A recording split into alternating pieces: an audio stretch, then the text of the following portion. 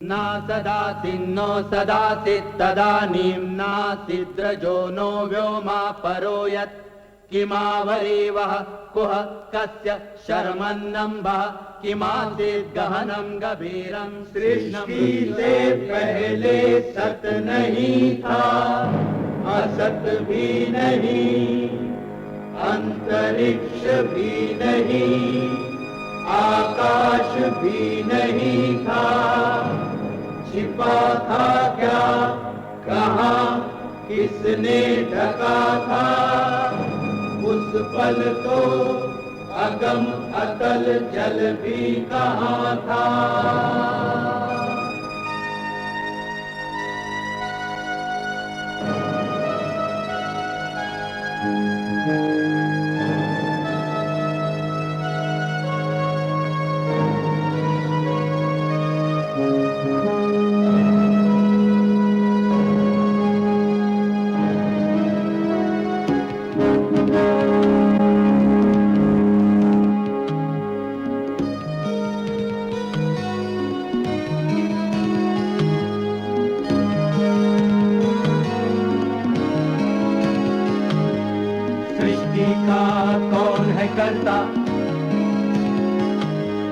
करता है वाह करता,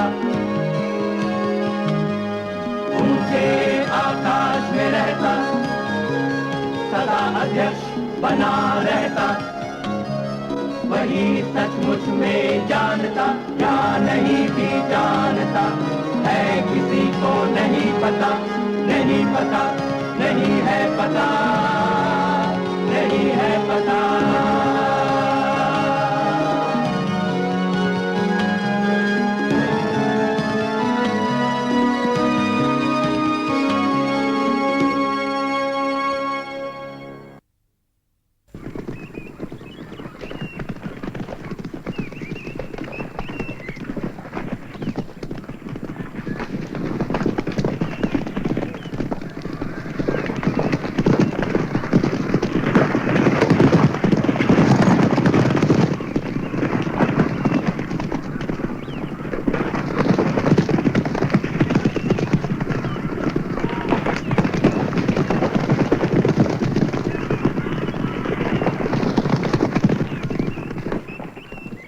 छह 648 ईस्वी में राजा हर्ष की मौत हुई। हर्ष की जिंदगी में ही मुल्क की उत्तर पश्चिमी सरहद पर बलूचिस्तान में एक छोटा सा बादल मंडराने लगा था।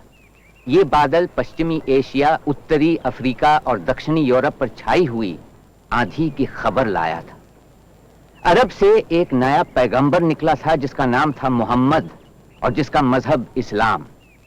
इस नए मजहब से अरबों में गजब का जोश आ गया था और वो घोड़े दौड़ाते हुए इलाकों के बाद इलाके जीत रहे थे। हर्ष के जमाने में ही अरब बलूचिस्तान आ पहुंचे और उन्होंने सिंध पर कब्जा कर लिया था। इसके आगे अरब हिंदुस्तान में नहीं बढ़ पाए और कई 100 साल तक उनके हिंदुस्तानी राजाओं से ताल्लुकात बेहद दोस्ताना रहे। राष्ट्रकूटों के साथ अरबों की खास दोस्ती थी। बहुत से अरब भारत के पश्चिमी तट पर बस गए और उन्होंने अपनी अपनी बस्तियों में मस्जिदें भी खड़ी की। वो मजहब का प्रचार भी करते और कभी कभार कुछ लोगों का मजहब तब्दील करने में कामयाब हो जाते।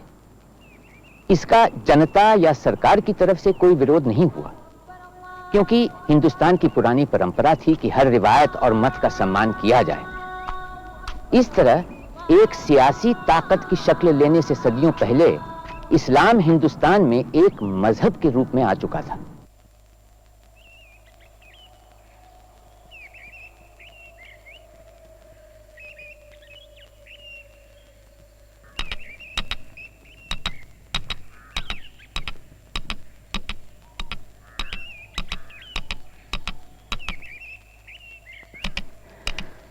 ग्यारहवीं सदी में जब इस्लाम हमलावर बनकर भारत आया, तभी सहनशीलता की जगह संघर्ष और नफरत ने ले ली।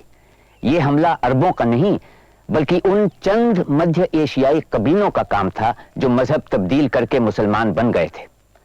हाथ में तलवार लिए आग और कत्ल गारत फैलाने जो हिंदुस्तान आया, वो गजनी का सुल्तान महमूद था। महमूद हर साल हिंदुस्तान पर धावा बोलता, लूटता, मार काट मचाता और अपने साथ ढेर सारी दौलत और कैदी ले जाता। वो चाहता था कि गजनी शहर मध्य और पश्चिमी एशिया के मशहूर शहरों की बराबरी कर सके। इसलिए वो हिंदुस्तान से बड़ी तादाद में दस्तकार और कुशल शिल्पकार भी ले गया।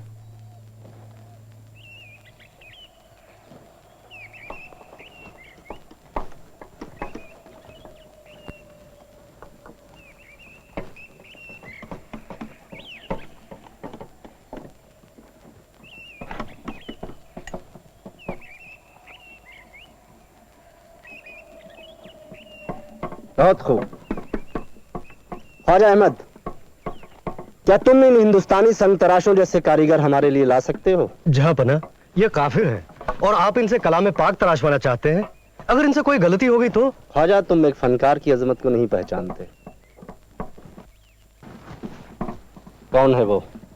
खलीफा अब्बासिया का कासिद होगा हुजूर। जरूरी पैगाम लेकर आया होगा। क्या खलीफा का ये ख्याल है कि हमें यामिनुद्दौला यामिनुल मिल्लत बनाकर वो हम पर हुक्म चला सकेंगे? मैंने ख्वारज़म पर कब्जा कर लिया है। अब समरकंद के बारे में खलीफा क्या कहना चाहते हैं? काबिल एहतराम खलीफा कादिरुल बिल्लाह ने अमीर गजनी यामिनुद्दौला अमीनुल मिल्लत महमूद को तस्लीम कहा है। खलीफा इस्लाम की ये इल्तिजा है कि वो अमीर की इस गुजारिश को पूरा नहीं कर सकते कि समरकंद अमीरात गजनी के हवाले कर दिया जाए। महीनों इंतजार करवाने के बाद उनका यह जवाब है? खलीफा से कह दो, क्या आप चाहते हैं कि महमूद 1000 हाथियों की फौज लेकर बगदाद को तबाह करने आए और उसकी मिट्टी अपने हाथियों की पीठ पर लादकर गजनी ले जाए? आप भूल रहे हैं अमीर कि बादशाहों का बादशाह तो वो खुदा है और खलीफा खुदा का नुमाइंदा होता है। नुमाइंदा? दुनिया जानती है आज के खलीफा अपने ही मामलो गुलामों के जरिए बनाए और बिगाड़े जाते हैं। आजकल तो शहजादा दैलामी भी खलीफा को कठपुतली की तरह इस्तेमाल करता है। खलीफा की मेहरबानी की वजह से ही आपको हुकूमत करने की इजाजत मिली है। यकीनन सुल्तान ने इस इनायत की कीमत भी चुका दी है। तब से अब तक सुल्तान हिंदुस्तान पर 11 मरतबा हमला कर चुका है और लूट में लातादाद दौलत और गुलाम बटोरे। अमीर तो फायदे में रहे। जो भी हो, मैंने अपना कौल निभाया है। फिर खलीफा समरकंद मेरे हवाले क्यों नहीं करते? जाओ और उनसे कह दो मैं उन्हें आखिरी बार आगाह कर रहा हूं, नहीं तो मैं भी उस मुलिद दालामी की तरह खलीफा को अपनी उंगलियों पर नचाऊंगा।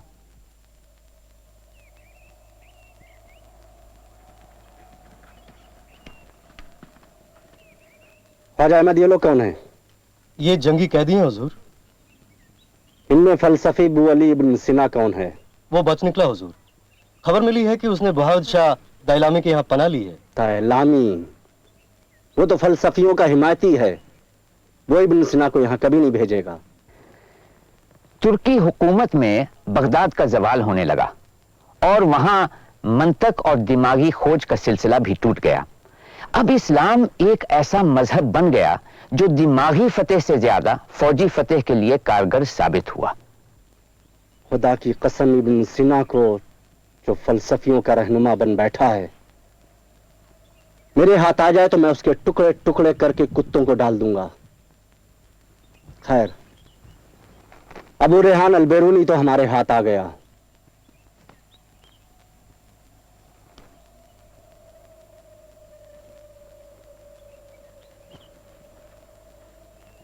कहो अल-बेरूनी, तुम्हारे साथ क्या सुलूक किया जाए?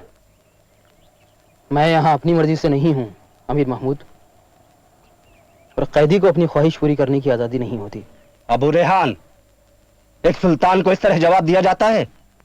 सुल्तान क्या होता है यह आपने कभी सोचा है? सुल्तान वो होता है जो तुम जैसे नजूमियों की मदद करता है, और सुल्तान वो होता है जो बिला हक एक सल्तनत पर कब्जा करता है और फिर मजहब और मौके का सहारा लेकर बगदाद के खलीफा से इस नाजायज हक को जायज करने की इजाजत मांगता है।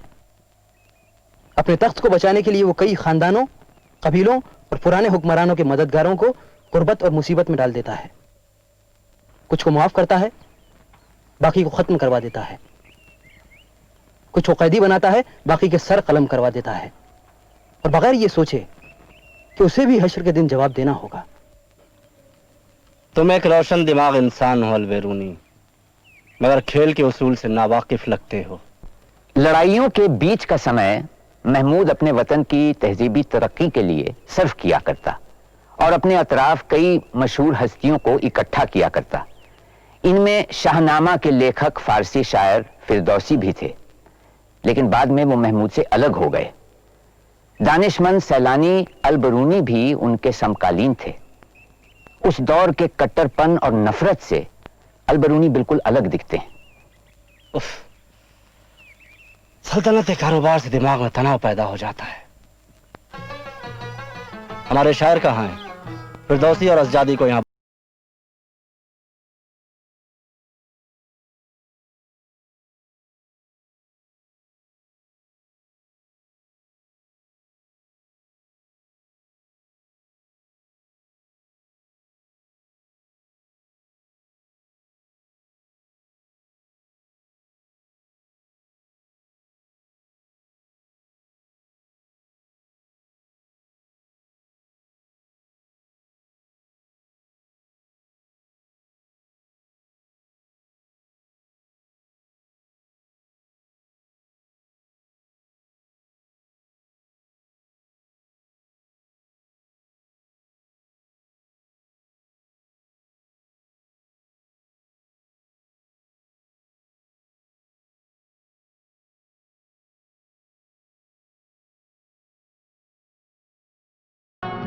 लिखा खत से खंदर ने कन्नौज को कि राजा तू हाजिर मेरे पास हो।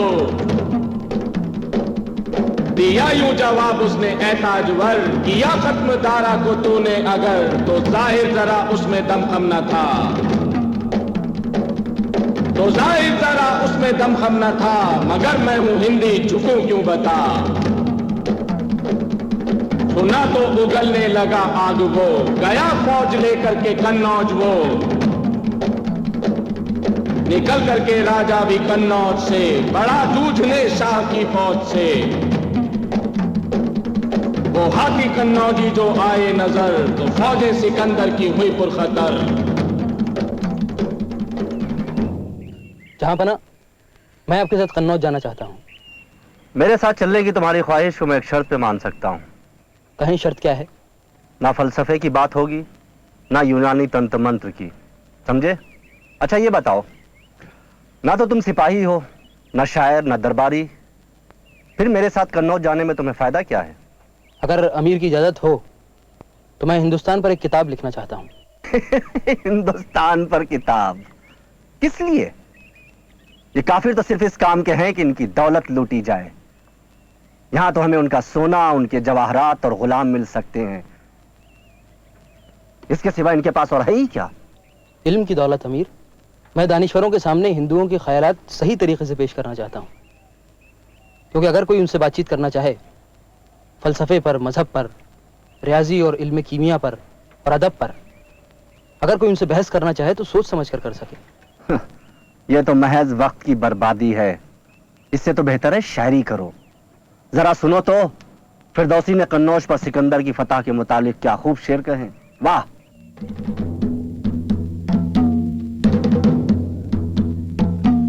अरस्तु ने हुनर फौरन दिखाया, लोहे का घोड़ा सवार एक बनाया, रखा उनमें कल पुर्जा ईजाद कर, चले खुद ब खुद रखे खून कर। बताया अरस्तु ने जब ये चलेंगे तो मैदान में धमाके उठेंगे। सिकंदर की फौजों ने एक बारगी, तो तोपों के मुंह में तुरंत आग दी। सवाराने हिंदी हाथी वो मस्त, सवाराने हिंदी हाथी वो मस्त, भागे हैं खाकर के पक्की शिकस्त। वाह, बहुत खूब, बहुत खूब। फिरदौसी, अगर तुम अपने शाहनामे में सभी शेर इसी पाए के लिखो तो मैं हर शेर पर तुम्हें एक सोने की अशरफी इनाम दूंगा। हुजूर की कदरदानी। मगर खबरदार, कहीं ज्यादा शेर ना लिख देना, वरना मेरा खजाना ही खाली हो जाएगा। क्यों अबू रेहान, तुमने कुछ नहीं कहा? अब अमीर महमूद, दुनिया जानती है सिकंदर सिंध के पार नहीं जा सका था। ये शायरी है अबू रेहान, तारीख या इल्म जोग्राफिया नहीं जहां हकीकत का होना लाजमी है। अच्छा ये बताओ, तुम अपनी किताब का नाम क्या रख रहे हो? सुल्तान नाम का इंतखाब करें। हिंदुस्तान की तहकीक करने जा रहे हो? अपनी किताबुल हिंद का नाम तहकीक हिंद क्यों नहीं रखते? जैसा आप कहें। 1030 ईस्वी में महमूद की मौत हुई। उसके मरने के 160 साल बाद तक हिंदुस्तान पर तुर्कों का कोई हमला नहीं हुआ, ना ही तुर्की हुकूमत पंजाब के आगे बढ़ा। फिर एक अफगान शहाबुद्दीन गोरी ने गजनी को जीतकर गजनवी निजाम को खत्म कर दिया। गोरी पहले लाहौर फिर दिल्ली आया, लेकिन दिल्ली के राजा पृथ्वीराज चौहान के हाथों वो बुरी तरह हार गया। गोरी वापस अफगानिस्तान चला गया और अगले साल बड़ी फौज लेकर आया। इस बार उसकी जीत हुई और वो दिल्ली की गद्दी पर बैठा। पृथ्वीराज आज भी अवाम में एक मशहूर शख्सियत हैं और उनके बारे में कई किस्से।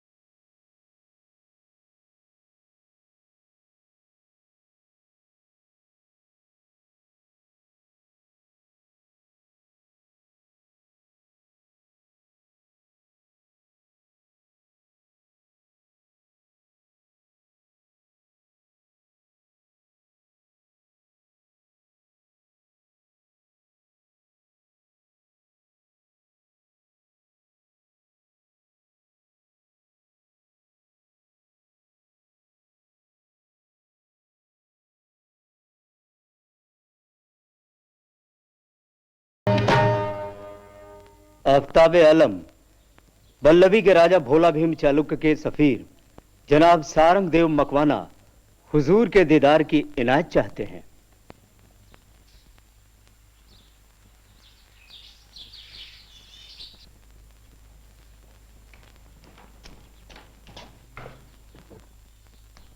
महाप्रतापी सुल्तान शहाबुद्दीन घोरी की जय हो। गुर्जराधिपति महाराज भीम चालुक्य की ओर से सुल्तान की सेवा में एक तुच्छ सी भेंट लेकर मैं हाजिर हुआ हूं, कृपया इसे स्वीकार कीजिए। हुजूर, ये दोस्ती का तोहफा है जो संबंधों को जोड़ने के लिए भेजा गया है। चालुक्य की दोस्ती के हाथ में फूल हैं, फरेब नहीं।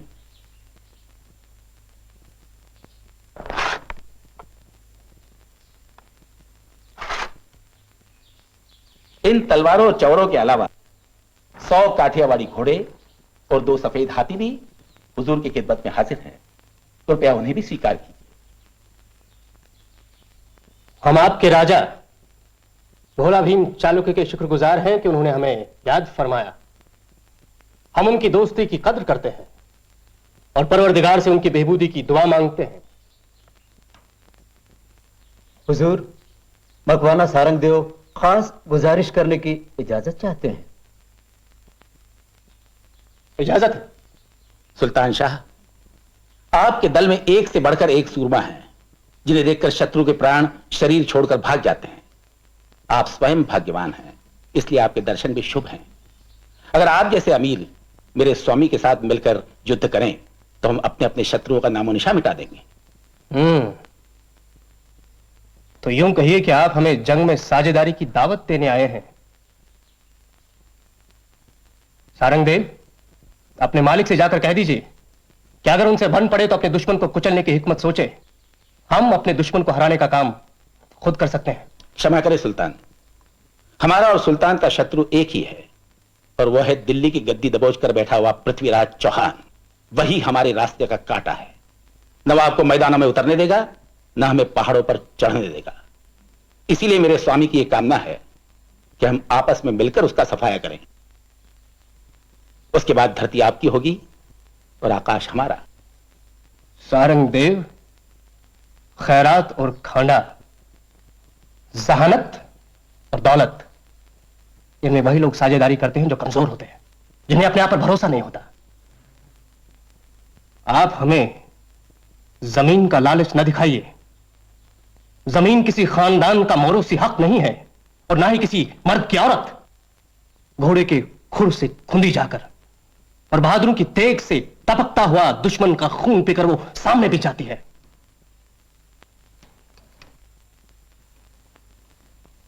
लगता है आपके राजा में कुव्वत नहीं है कि वो अकेले ही पृथ्वीराज चौहान से लोहा ले सके। क्षत्रिय अपने शरीर से प्रेम नहीं करता सुल्तान, उसका सिर तो हमेशा उसकी हथेली पर रखा रहता है। और फिर भगवान ने हमें 2-2 हाथ दिए हैं जिससे हम आक्रमण भी कर सकते हैं और संरक्षण भी। अगर ये सच है तो वही 2 हाथ वो क्यों फैला रहे हैं हमारे सामने? सारंगदेव, आपका राजा भोला भीम भीम नहीं, सिर्फ भोला ही भोला है। लेकिन क्या वो बाकी सब लोगों को भी भोला ही समझता है? तुम हमसे तलवार चलाने को कहते हो और खुद पीछे खड़े रहना चाहते हो ताकि हमारी पीठ में आसानी से छुरा घोंप सको। नहीं, हमें ये शर्त मंजूर नहीं।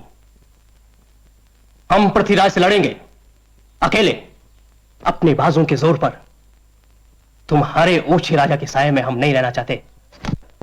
सुल्तान, कहावत मशहूर है कि जब गीदड़ की मौत आती है तो वो झुंड का साथ छोड़कर बस्ती की ओर दौड़ता है। मेरे राजा के खिलाफ जंग छेड़ने का ख्याल एक हिमाकत है और फतेह की बात सोचना 30 मार्का का मंसूबा है।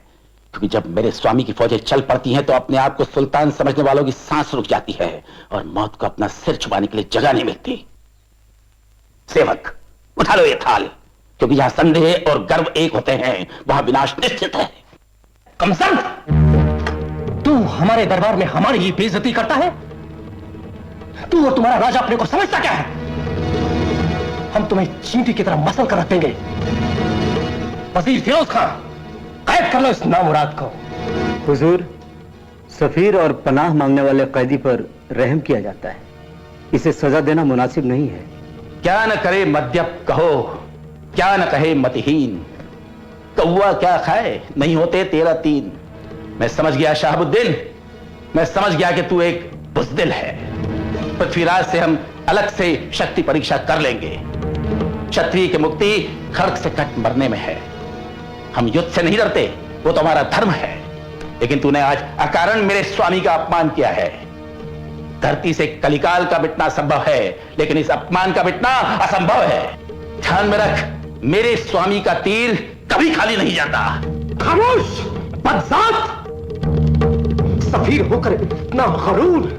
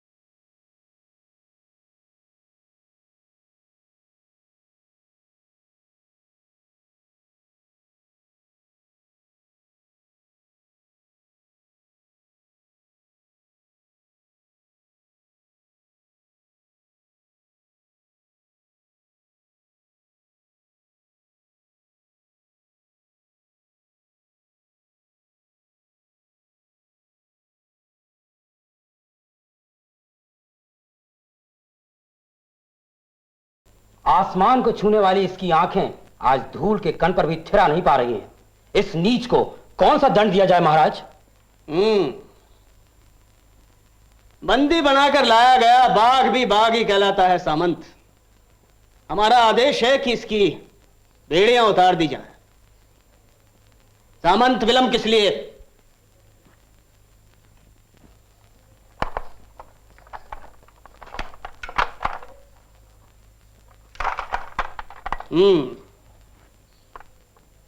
आओ शहाबुद्दीन गौरी, हमारे पास बिराजो।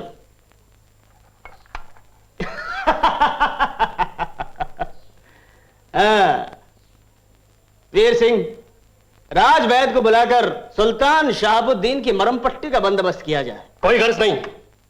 जंग के मैदान में उतरने वाले जख्मों से नहीं घबराते पृथ्वीराज, लेकिन चोगे के अंदर छुपे छुरे का हमला हमें मंजूर नहीं।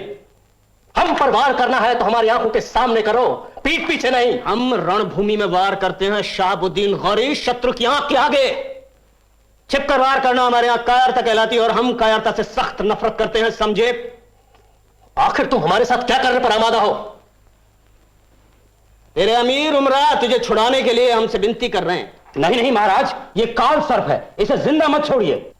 पृथ्वीराज, दुश्मन को कैद कर चुकने के बाद भी उसे आजाद करना चाहते हो? लेकिन एक शर्त है। वो तो होगी।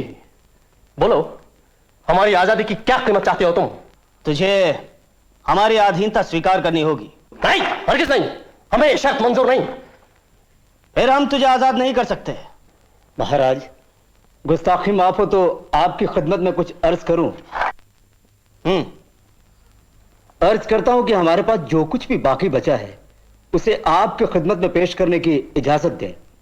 उसे चाहे जुर्माना समझे, चाहे खराज, चाहे मुआवजा। महाराज, यदि गौरी को मुक्त करने का निर्णय कर चुके हैं तो उस पर इतना कड़ा जुर्माना किया जाए कि वो भविष्य में दिल्ली की दिशा में मुंह करते हुए घबराए। महाराज, मेरी प्रार्थना है कि उस पर 7,000 इराकी घोड़े, 200 हाथी और 200 ढालें जमा करने का दंड दिया जाए, इससे कम नहीं। सामंत, युद्ध एक खेल है। इसमें हार जीत का फैसला हो जाने के बाद कैसी शत्रुता, कैसा बैर। हम शहाबुद्दीन गौरी को सम्मान सहित विदा करना चाहते हैं, लेकिन आपके मत का आदर करना भी चाहते हैं। इसलिए हमारा आदेश है कि शहाबुद्दीन गौरी जुर्माने के तौर पर 700 इराकी घोड़े, 20 हाथी और 20 ढालें दे। मंजूर है? हमें मंजूर है। सुल्तान शहाबुद्दीन गौरी, अब तू मुक्त है। हमें आशा है कि तू अपनी सल्तनत की हद में रहेगा और दूसरों के राज को लालच की नजर से नहीं देखेगा।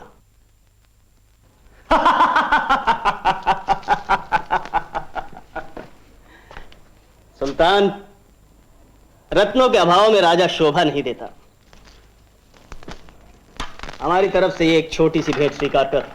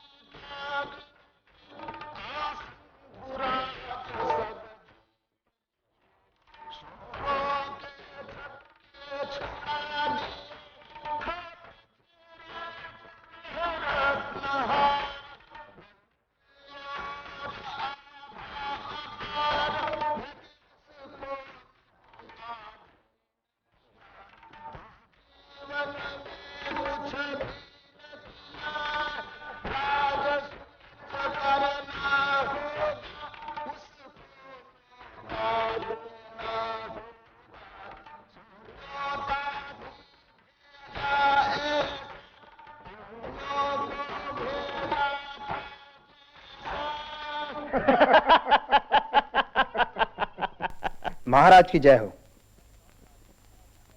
मैं कनौज राज श्री जयचंद का दूत महाराज की सेवा में अपने स्वामी के प्रणाम प्रस्तुत करता हूं। कन्नौज राज के दूत का हम स्वागत करते हैं। हमें विश्वास है कि आपके स्वामी कुशल पूर्वक ही होंगे। हमारा उन्हें सादर प्रणाम कहें।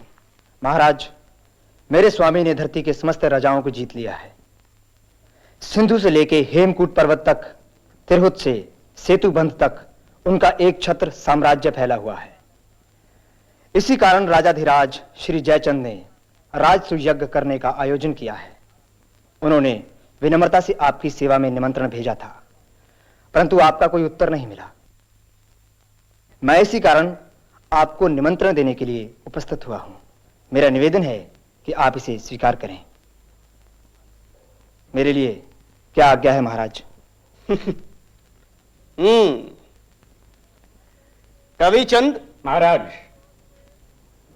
हमारी ओर से सिंधु से लेकर हेमकूट तक एक छत्र साम्राज्य के अधिपति राजाधिराज श्री जयचंद के दूत को अब आप ही उत्तर दो। जो आज्ञा महाराज। हुक्म। राजसूय यज्ञ कलयुग में हो, मति मारी गई हो न हो, है आज कौन कलिकाल मध्य संपन्न करे जो महायज्ञ। राजसूय यज्ञ का वो अधिकारी जो स्वामी धरातल अंबर का, किरणें जिसकी सूरज मांगे जस फीका पड़ा हो चंद्र का। राजसूय यज्ञ करें वो प्रतापी जो धारें धनुष शिव शंकर का, रोक के सांस छिपा रहे मेढक राज दिया जिसे पोखर का। है इतना सा कन्नौज राज, उसके हैं ये जयचंद राज। हम नहीं जानते हैं उनको, हम नहीं मानते हैं उनको। हमको तो एक नाम मालूम, फैला नभ में जैसे कुमकुम। वो पृथ्वीराज दिल्ली नरेश, उड़ता है नभ में ज्यों खगेश। वाह कवि चंद, भाई वाह। वो पृथ्वीराज दिल्ली नरेश, उड़ता है नभ में ज्यों खगेश।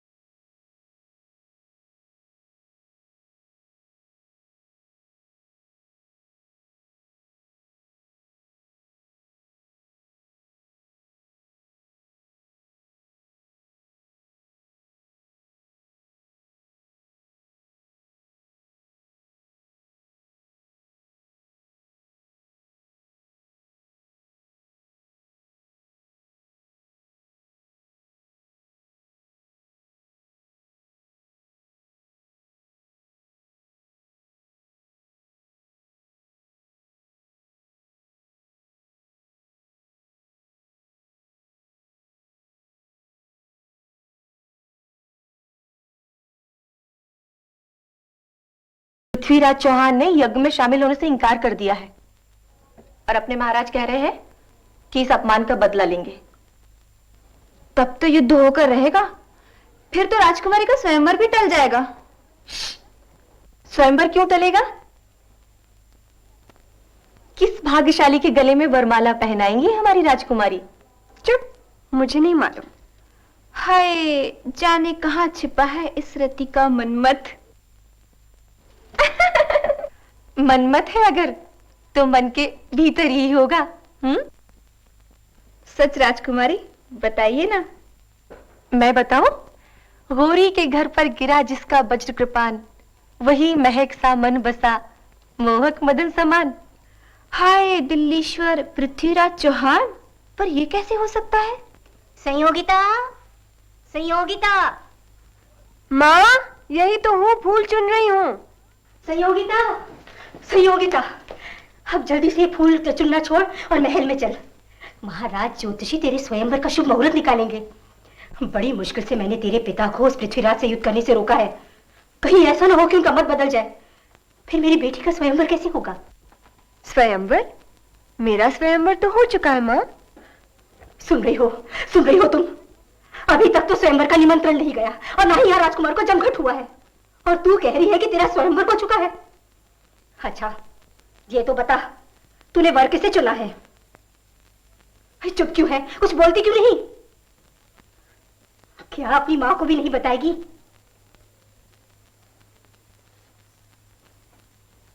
राजमाता राजकुमारी ने दिल्ली के महाराज पृथ्वीराज चौहान को अपना वर चुना है।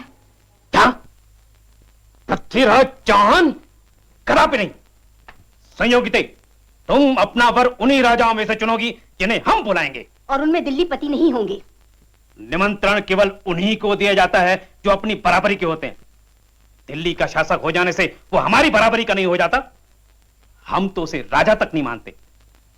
उसके चारण भले ही उसे महाराजा कहा करें। आखिर ऐसा तुमने क्या देखा उसने? वो अहंकारी है, बंदी बनाए गए अपने शत्रु को छोड़ देने वाला महामूर्ख है। और तुम पत्नी बनना चाहती हो ऐसे व्यक्ति की?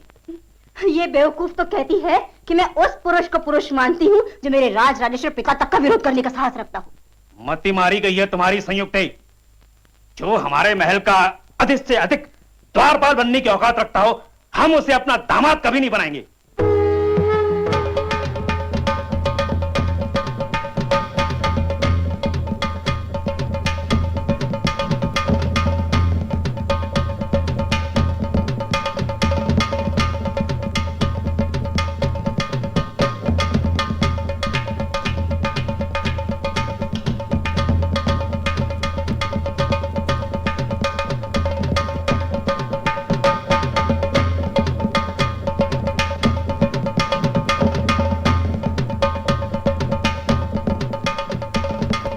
कुछ नहीं बेटे, हमारे महल का द्वारपाल बहुत बूढ़ा हो गया था, इसलिए दिल्ली से हमने ये नया द्वारपाल बुलवाया है। पृथ्वीराज या ऐसा ही कुछ नाम है इसका। बेचारा खड़े खड़े पथरा गया है। अब संयुक्ते, ये स्वयंवर नहीं खिलवाड़ है। हम तुम्हारा विवाह पृथ्वीराज से कभी नहीं होने देंगे। मूर्खा, वो लंपट है, बलात्कारी है, तेरे सगे काका की मंगेतर को ले भागा था। और विवाह का अर्थ है उसके लिए अंतःपुर में एक और कामलीला बिठाना, बस। इस नादान लड़की को दुर्ग में बंद कर दिया जाए, तभी इसे अक्ल आएगी। यही ठीक है, ले चलो इसे।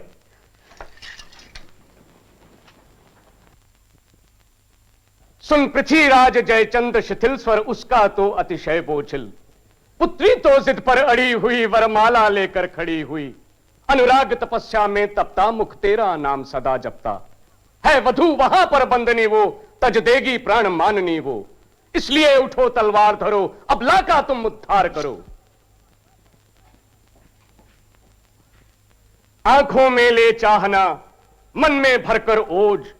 पृथ्वीराज चल ही पड़ा, दिशा एक कन्नौज। 32 लक्षण सहित बरस 36 मास 6। 32 लक्षण सहित बरस 36 मास 6। यो दुर्जन संघरे राहु जो चंद सूरज गह। यो दुर्जन संघरे राहु जो चंद सूरज गह।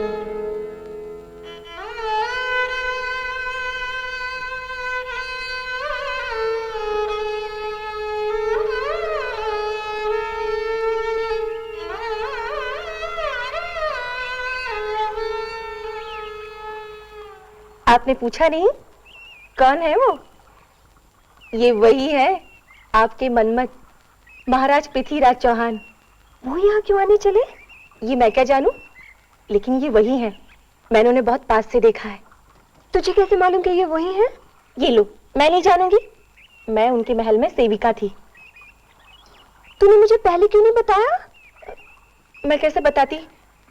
बाघ और हाथी की भिड़ंत में मैं मारी नहीं जाती।